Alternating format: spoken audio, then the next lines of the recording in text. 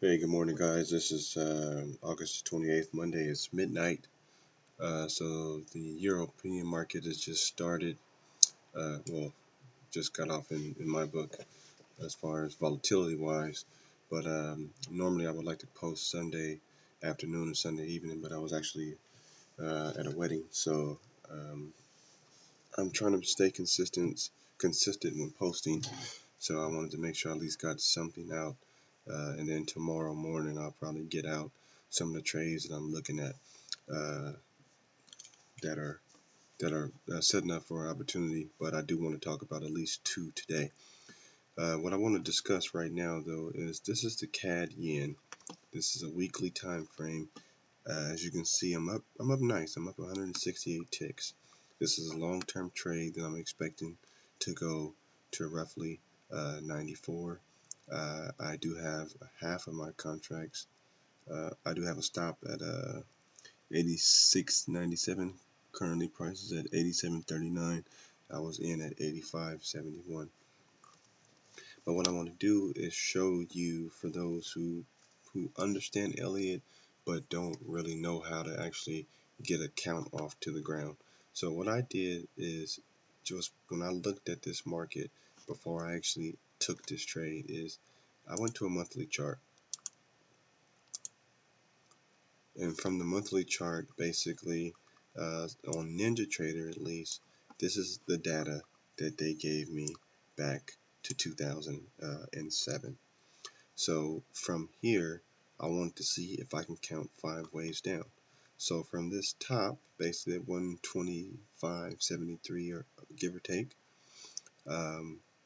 I basically counted 1 here, 2 here, 3 here, 4 here, and 5 here for 1.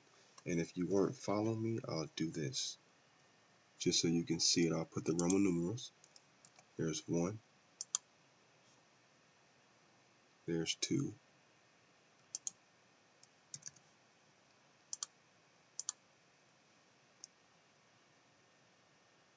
there's 3, this bar,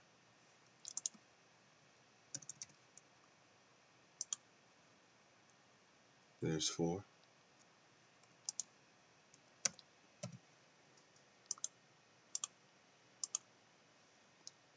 and then here's 5 for 1.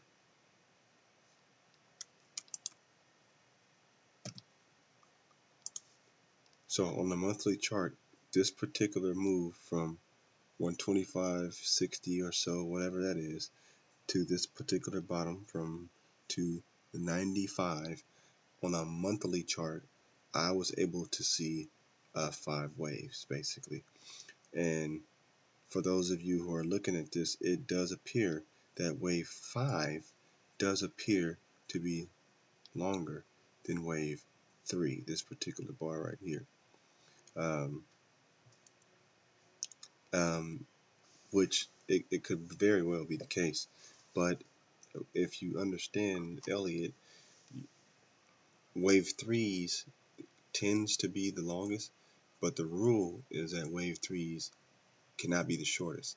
So out of waves 1, 3, and 5, wave 3 cannot be the shortest.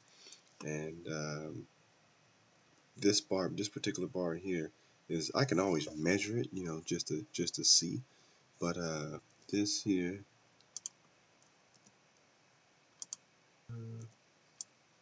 well, it was not doing it. Well, anyway, it doesn't really matter. I'll do that later. But this is 5 waves for 1.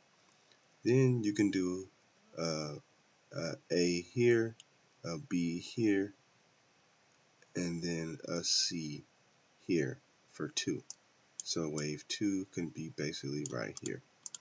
Now you can count 1, 2, or 2 here. And then this entire wave move down is 3. That's a very extended wave. This is a wave 3. Look how deep that bar is. You're talking wave 3. 180 is where it was at, all the way down to 70. This particular bar is a $30 move. So just do the math on that.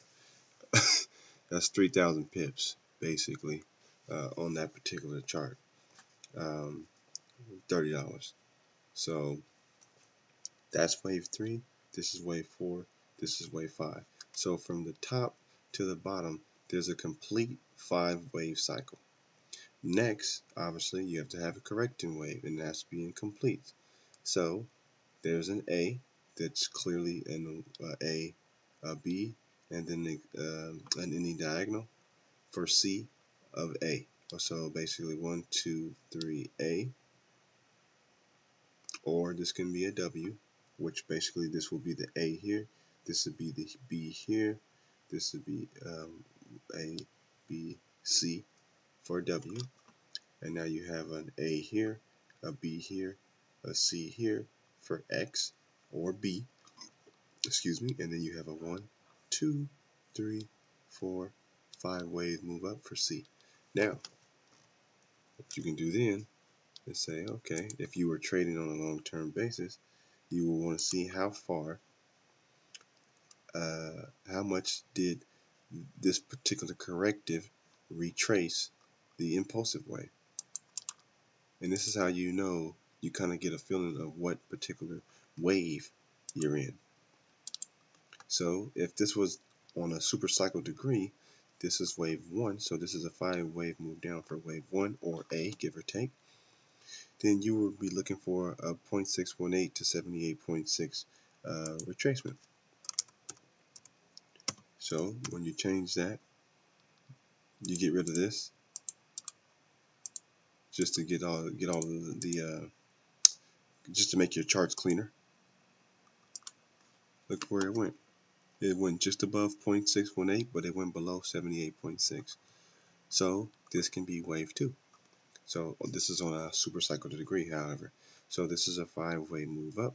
This is a 3-wave move corrective that basically retraced this particular impulsive wave by just above 0.618. So that's where you'll be, that's one of the guidelines. It's not a specific rule. Nothing's going to retrace it to the T, but you're looking for that. And plus, you don't take trades on a monthly. You can do charts on a monthly, but you never take a trade based off of what a monthly is telling you. You just, you do your analysis, and then you go to smaller time frames. But this is how I got to, okay, this is wave C, so this can be, wave 2. Basically, but this here, if this was wave 3, right, this should have actually went below here. So that's when you can tell yourself, okay, well, this can't be, this has to be a 5-wave move up and then a 3-wave move here. So this can be A, this can be B, or I'm sorry, this can be a completed 5-wave move. This can be a completed 3-wave move. And now this can be 5 waves move up for 1. And now you have an A, B, C for 2 that retrace this. And then once it gets to where I'm projecting it to go to around 95, you're going to see a move that's going to go below the current low of 68 or so. So this is how and you're not completely right away. So that's when you're just doing your analysis. So then you go to a weekly. You start off with a monthly, then you go to a weekly. Now on the weekly, it's going to get rid of the left of my chart on the monthly, and it's going to start with pretty much the right side. So I can count 1, 2, 3, 4, 5 for 1, 2, 1, 2, 3, 4, 1, 2, 3, 4, 5 for 3. I have an A, a B, a C for 4 here. And then I have a 1, 2, 3, 4, 1, 2, 3, 4, 5 ending diagonal. This particular move here, ending diagonal 5. Now from there, you have a three-way move up. So you really don't have a three-way move up. You have a 1, 2, 3, 4, 5. You have a five-way move up for an A. Then you have A, B here, C for B, and now you have a 1, 2, 3, possibly 4, 1, 2, maybe 3 somewhere around here, another 4 around there, and then a 5 for C, which is most likely going to end somewhere in this particular area where the H Moral cloud has already given me indication that it's going to find some resistance. Just like here, once it got here, it found resistance just below that. These particular um, moving averages lines on these Ichimoku clouds, although not as accurate on a NinjaTrader, it's pretty good on up data, but it gives you, some really good signals. Once I look for this particular straight right here, I know that price is going to find resistance here, and this is just how it found there's resistance here at right below that particular line at 89.71, give or take, and then drop from 89 down to 85. That's a 400 pip move just off of looking at Ichimoku clouds. That's just one indication. I also knew that price will find support right at this particular moving average line that's on the Ichimoku cloud. As you can see, boom, it hit it, didn't go through it, bounced back up. This is why I took this particular trade, not just based on this solely, but I was looking at where the RSI was at. I did my Elliott counts, and as you can see, once it did that at 85.45, I jumped in 30 ticks later, 85.71, 174 ticks later. Over time, this is how you learn to look at the particular tools that you have to take trades that net you 174 ticks. So what if it's only a half of a contract? It's no big deal. You have to take baby steps in this game. Every trade that you take, when you win, you're going to tell yourself you wish you should have put more money into it. When you take a loss, you're going to tell yourself, I should have never took the trade, because I knew it was going to be a loser. Don't get caught up in the negative psychology of trading. Trading is trading. Take what the market gives you. Period. And until you feel comfortable, start off with half a contract or one contract. No matter if you got a $50,000 account, it doesn't matter. If you're not comfortable, don't trade with a lot of money until you completely understand it. And that was this is the whole reason for this particular YouTube channel. I'm going to continue to stress that so that we all can understand this. You're going to continue to purchase trading educations and you're not going to understand it. It's just the bottom line. And you're going to get frustrated. And then all of a sudden, you're going to realize, like, okay, I need to figure out something else. This is kind of where I'm trying to come in at. I've already been through all that. I've already purchased thousands of dollars. I've already spent thousands of dollars on trading education. What I've found out is that Elliott Wave works for me. I don't know how to teach Elliott Wave, but if you already understand more than the basics of trend following, of technical analysis, and trading period, you can kind of understand Elliott pretty simple. And if you understand Elliott but you still need that kind of help on labeling, then this is where this particular channel will come in.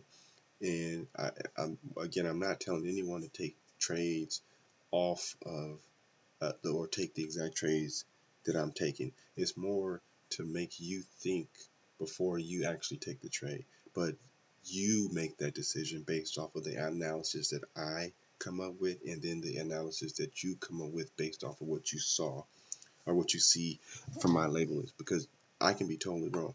For example, this can be a 1, 2, 3, 4, 5, and this can be the N. Instead of this to be an A, B, C, this can be a 1, 2, 1, 2.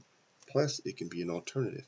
So I always stress, try to come up with a primary count and an alternative. But this is just basically where I'm going on this particular trade.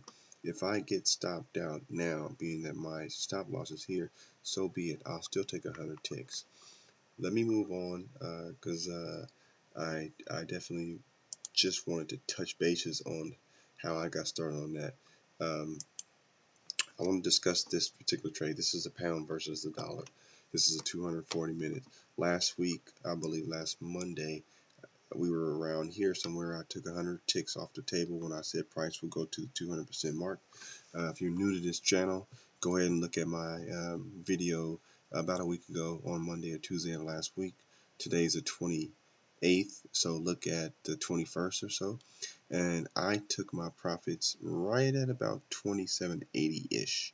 And price went exactly to the 200% mark where I said if you're into counter trend trading, you can go long. Had you went long when I suggested it, you'll be up nearly 200 ticks right now. Price is right here at 29.26. Now I have this is the bit, but this is the end of wave 5. Now you have a B, C here for a particular larger A. In my view, I believe price is going to come to around 130, which is where then I'm going to go short. So I'm not trying to be right. I don't care if it goes to 130.77. I don't care if it goes back up here to 131. I'm going to look at it once it goes in this particular area, and I'm going to go short once all of my indicators and my analysis tells me that that it's going to find some resistance here, and it's going to be a loss of momentum and a bunch of other things, and I'm going to go short. This market has been bearish since Brexit. So I honestly don't even take longs in the pound no more. I took a long in a pound, oh man, maybe about 6 months ago, and it was just one contract. And out of the blue, it just dropped out of nowhere. It was like a Sunday, and like right when the market opened up, like 2 o'clock Pacific Standard Time, it fell. Oh man, it fell a good 400 or 500 ticks, and I was long. The part that frustrated me the most is that my stop loss was probably like 50 ticks away. I was probably up like 75 ticks. About time I got out of that market, just from slippage, I think I had lost about 200 ticks. Just from slippage. And if you don't know what slippage means, that means that when you have a stop loss here, let's just say, right? If you have a stop loss at 128.65, but the market is so powerful that the particular broker can't even get you out until here. Your stop loss is here. You got out here. How is that possible? It happens to people all the time. That was my learning. I learned from that mistake, and I don't really do counter trend trading much unless it's, I know it's a specific wave C or something. That's why I'm saying, but in this particular case here, price is going to find some resistance more closer to 0.382. So right now it's at 29.25. It may go up another 20 or so ticks, and then that's going to be the A basically in this particular area. Then you're going to see a B. The B can be in a triangle, it can be in an expanded flat, it can be in a regular flat, or it can be a zigzag.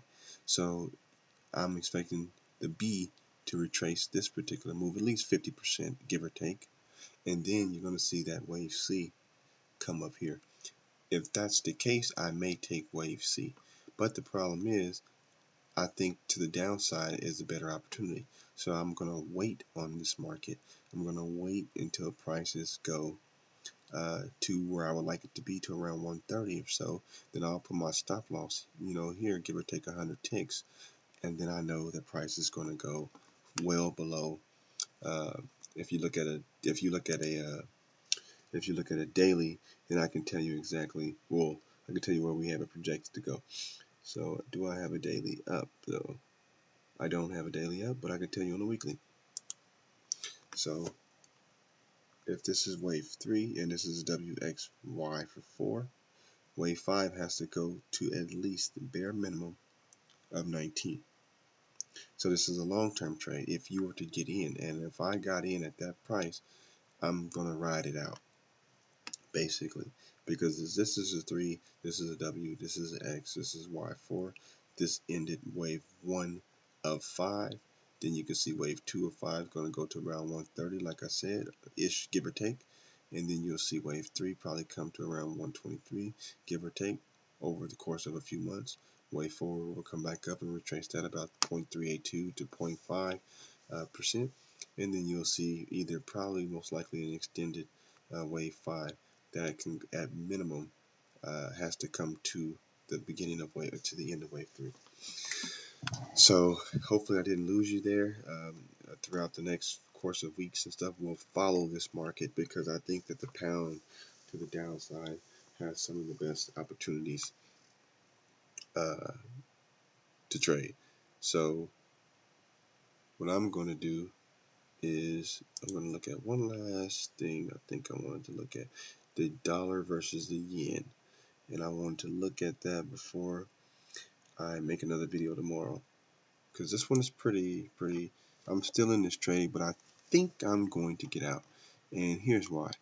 Clearly 5 waves up. 1, 2, 3 here, 4 here, 5 for 1. This particular move here, you know what? This is not clear enough. So let me make this clear. That's the euro dollar. I want the weekly to be on USD. There it is. Boom. This is the wave 1. This is an A. This is A, B, C for B. This is a C for W. Now, this can also be wave 2. The problem with that, though, is this. Where is this? Okay, my Fibonacci retracement. So, it'll come here. Oh, I didn't do it. Let me do it again. Fibonacci retracements. So, bam, that was wave 1. This is 50%.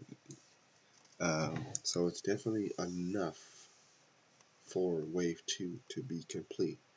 However, most traders who are really good at Elliott wave, they don't really like 50% because at the end of the day, wave 2 could still end at 0.618, which is very common, or 78.6, which is just as common. So if you were to take this trade to the upside, but it ends up taking off and continues down, you're in big trouble. So what that means is this is an opportunity that's on the horizon, but not yet. At 109, where it currently is, I'm going to have to put my stop probably right at the 50% mark at 108.93, which is not too bad, just in case it does take off. But if it doesn't, I need to regroup, recalculate. I'll say this is this is a W. This will be an A, B, C, X. Or this is an X, this is an A, B, and then you have basically this is to be the wave 3 of 5 of Y in the same. So this is be 1, 2, 3, either 4, 5, or 3, or 3, 4, 1, 2, 3, 4, 5, which price can go somewhere in between 108 and 106. Right now, it doesn't look like price is ready to be done to the downside. Let me take a look at the Ichimoku clouds, and it is showing that price, according to, see, it's already found resistance here. So the first thing you need to do, you need to see is you need price to go above and go above impulsively this particular moving average. Once that happens, then you want to see what it's going to do there, but then you also want to see this particular color over here, because right now this is telling me this still has room to the downside. It's nowhere near in the cloud, so there's no way I would take a trade to the upside in this particular market. So what I'm going to do is I'm going to lower my stop and probably just take a small loss in this market and regroup and come back, because I was in that trade and I was up a little bit, but I think I got lost with the other trades I was in and stopped paying attention to it. I'm going to start focusing on this particular market too, because I think this is wave 4 here, and this is 1 A B C 2, and I think we're going to get a move that's going to go above 80, probably to about 83 or so. I think tomorrow that'll be my focus. So I'm gonna end on the Aussie dollar, and I'll begin on the Aussie dollar tomorrow, because this may have some good room to the upside. I'm in this as well, not a lot, but I'm testing it. And if this is 1 2, I'm going to see a 1 2 some right here, and I'll add on for 3 basically. So yeah, I'll keep this. I didn't want this video to be this long, but I hope this was some decent education just on getting started counting. So my advice to end this video is this: take a market, any market, whether it's currencies or commodities, futures, or forex, and start off with the monthly. Try to count 5 waves up or 5 waves down. After you do that, then you count 3 waves in that particular opposite direction, and then you try to label it. And then you go to a weekly, and then you label that the same way. Then you compare those two charts, and from there you can go to a 480-minute chart or a 240. Anything below a 120, you really need to know what you're doing, because if you're day trading or scalping, this particular videos, they won't really be for you, because I'm a swing and a long-term trader. I don't do scalps, and but you do need to look at smaller time frames in order to kind of see what the likelihood, if a particular market has ended a particular trend and is going to reverse. But you don't need to go to a 1 minute or anything like that. So I would 60 will be the very at the lowest I would go to, 60-minute time frame. So like I said, I'm gonna leave on this market, and I'll be back tomorrow to post another video, and I'll probably do this one, and I'll do another one. I mean, if you have another one that you need me to at least look at to give you another example on how I kind of come up with my analysis, then I'll do that. Just send me leave a comment and I'll do it. Other than that, you guys enjoy your trading this morning, and I'll be back in 8 or so hours. Good night.